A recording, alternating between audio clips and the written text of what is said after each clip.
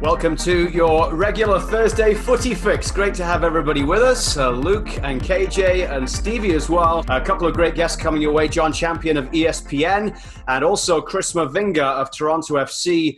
I want to get onto MLS and the tournament in Orlando. I'm excited by this. I think it's a great way for MLS to return and to get some attention, maybe from even some sports fans who aren't usual MLS watchers.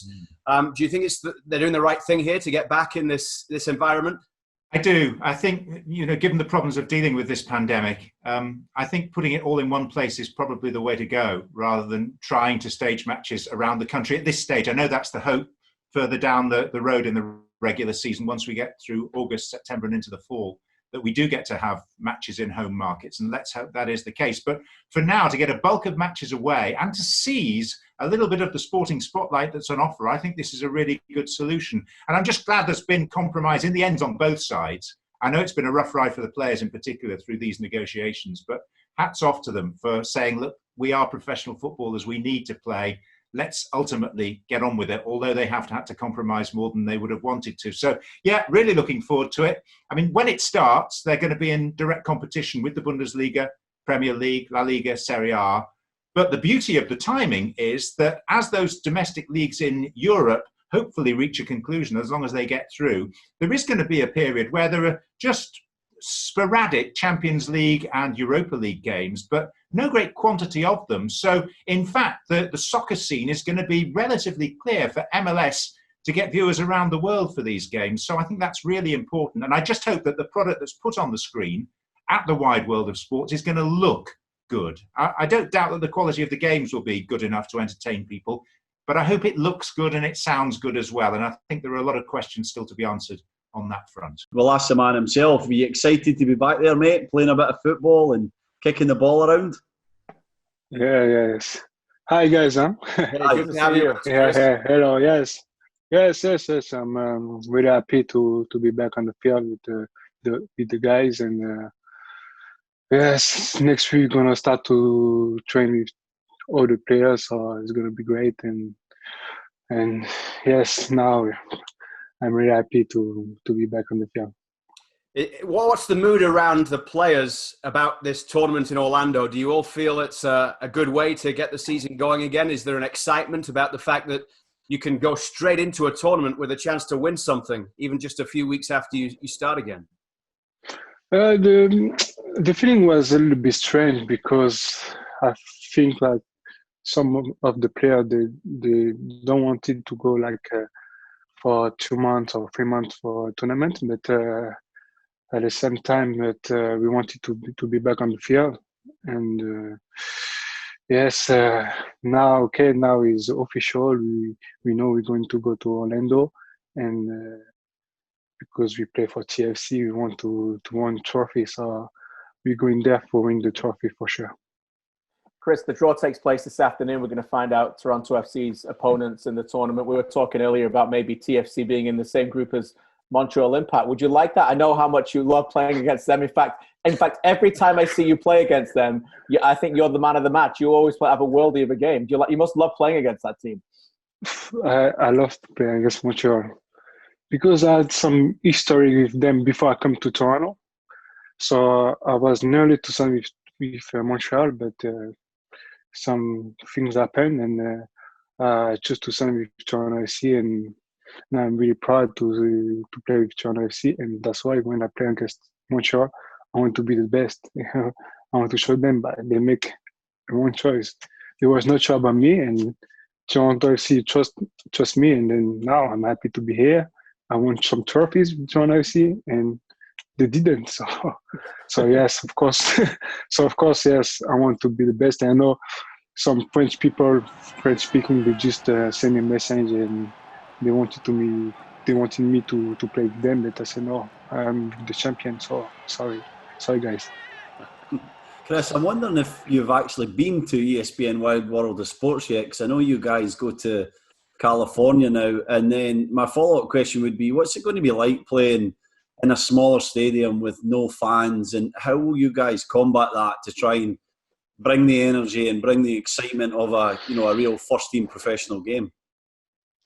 Yes, this is. I know it's going to be strange because We love to be in the stadium with fans, but we know the situation is like this, so we have to adapt as a professional and play like it's normal. But in the end, we play for trophy for something. So I know for the fans, for everyone who supports Toronto FC, they want us to win the trophy. So we're gonna go there and make sure we're gonna fight for the trophy. And the fact that there's also now a place in the Champions League as well at stake for the winner just really rises the stakes, doesn't it, in terms of how much this tournament means. It's a tournament that the TFC missed out on this year through the Canadian Championship, and really as an organisation you want to be or expect to be playing in that every year. Yeah, yes, exactly. I was asking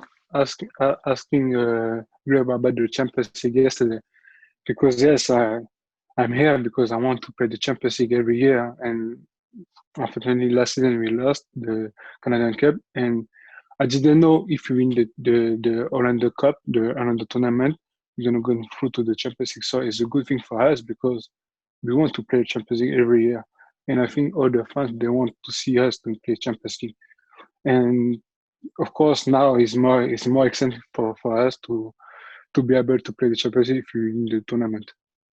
Chris, what's it been like for you the last few months? How's it been with you and your family? I know now you're back training. We're getting a little bit more normal, but it will be 4 months until you play a game in between the last game you played at home at BMO Field to this tournament. How's it been? Excuse me. How's it been for you and your family here during that time?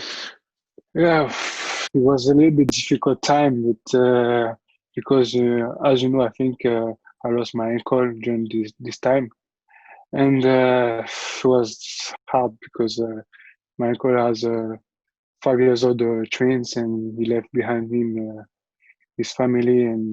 But I want to make sure he's looking after me from the sky, and I wanted to make him proud. But at the same time, yes, in this time, is with my family. We spend more time, and we try to keep busy. My daughter is a hard work, but now I know what does it mean to be a dad. What's the biggest thing you've missed, Chris, from the extended break from football? What is it? The competition? Is it the joy of playing the game? Is it match day? Is it the nerves, the anxiety heading into a match? What would you say the biggest thing you've missed in these last few months?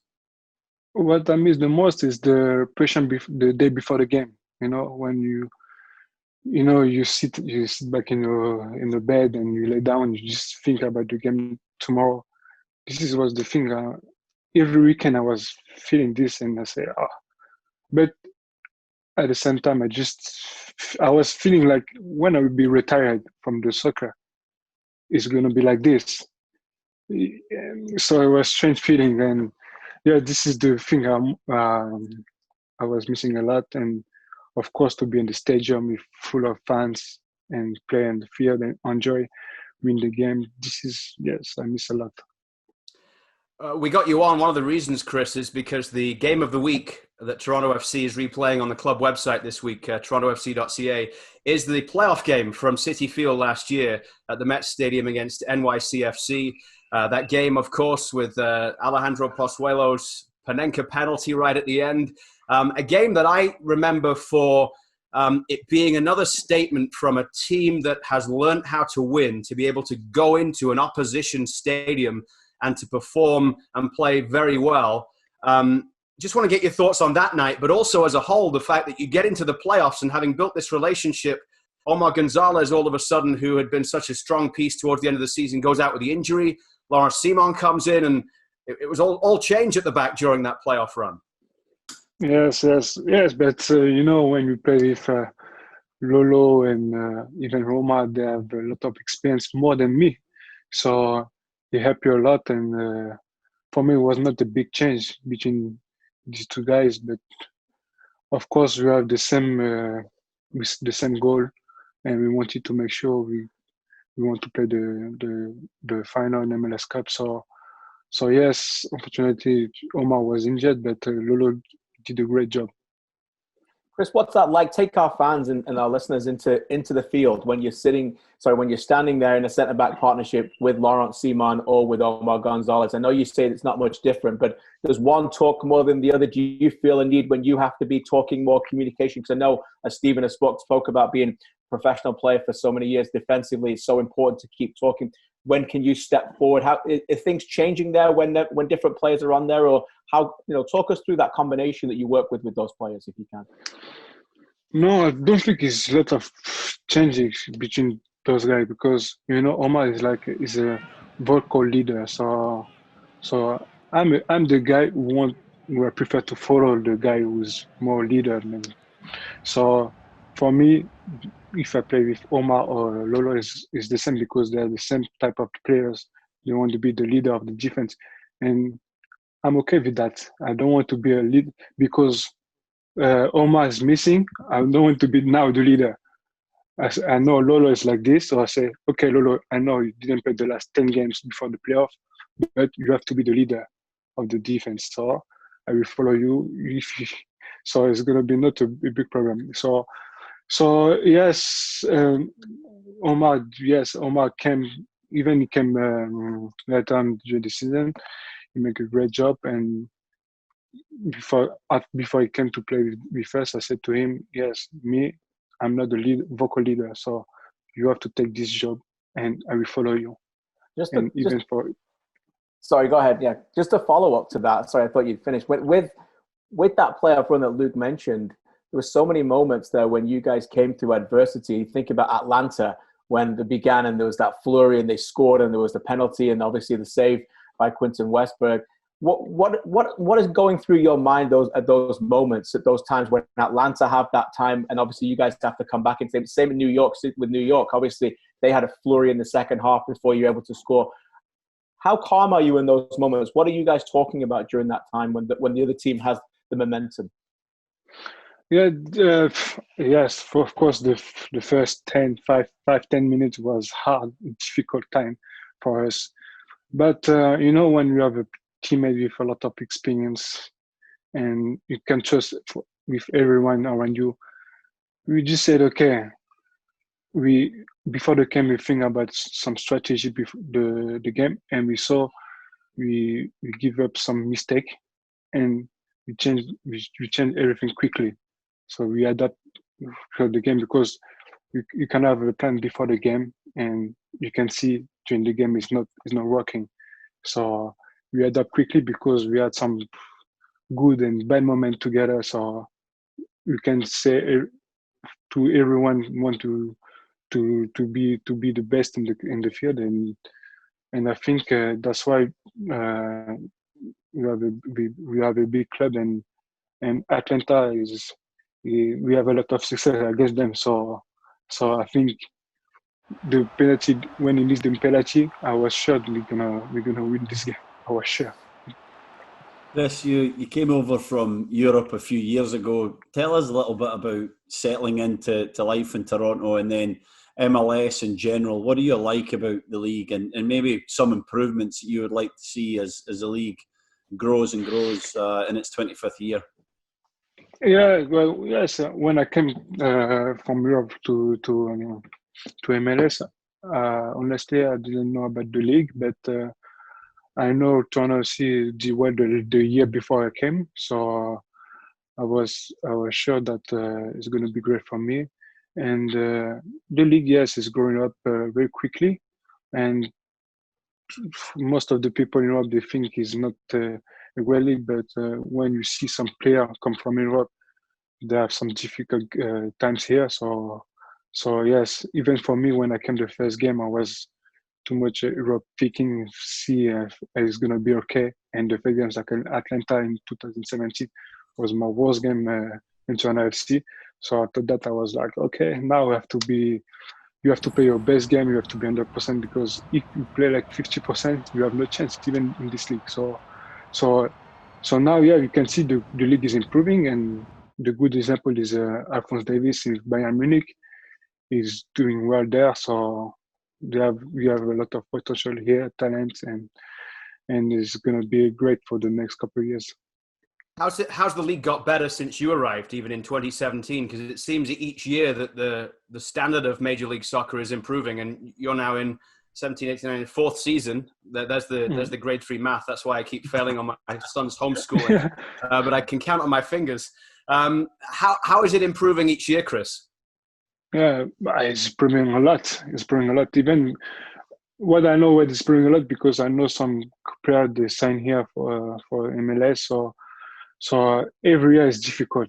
It's more difficult because now with TFC, I think we are now one of the biggest club in the league. So everyone want to play against us. Everyone want to play in BMO. Everyone want to beat us in the stadium. So we have to be stronger than ever because now, as a big team, you have to change yourself to be the best. And some player even from some club they want to play with us. So you have to be competing every game and make sure you're still the best player.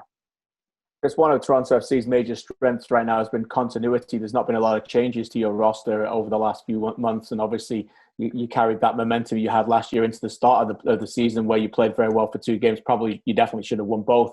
Part of that continuity has been your coach, Greg Vanney. You've had the same coach since you've been here. What do you like about Greg? What are Greg's major strengths in leading this team? First, I want to say happy birthday to Greg. That's It's right. his birthday today. Yeah. No, Greg is a very good coach, smart guys, and he is very close to the player. He wants to make you feel comfortable in the game, understand when you want to what he's saying in the field.